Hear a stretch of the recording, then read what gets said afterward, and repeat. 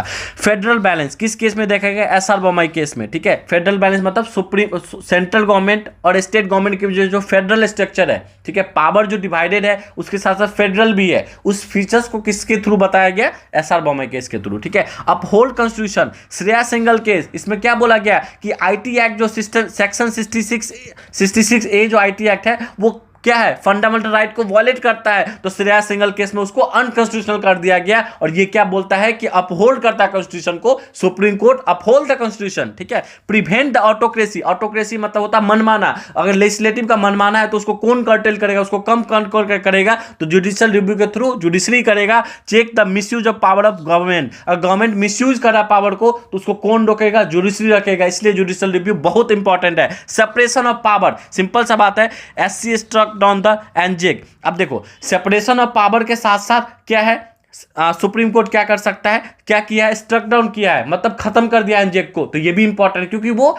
Constitutional को violet करता है, नल है, ठीक है। सुप्रीम कोर्ट क्या बोल रहा है कि ये एनजेक जो है ना नल और वॉइड होना चाहिए क्योंकि अनकॉन्स्टिट्यूशनल है। आप नहीं बता सकते हो कि जज कौन होगा क्योंकि कोलिजन सिस्टम ऑलरेडी एस्टैब्लिश है, दैट इज बेसिक स्ट्रक्चर, ठीक है। नेक्स्ट है protection of basic structure. Keshavananda Bharati case में बताता है कि आप कॉन्स्टिट्यूशन में कुछ भी आप अमेंड कर सकते हो, even fundamental right can be amended, but ध्यान पे ये रखना है कि बेसिक स्ट्रक्चर नहीं चेंज होना चाहिए। आप अगर घर बना रहे हो तो घर का जो फाउंडेशन है उसको चेंज नहीं कर सकते हो क्योंकि वो बेसिक स्ट्रक्चर है, बेसिक स्ट्रक्चर को आप चेंज नहीं कर सकते हो, केशवानंद भारती में साफ साफ बोला गया है, ठीक है। नेक्स्ट है चेक एंड बैलेंस।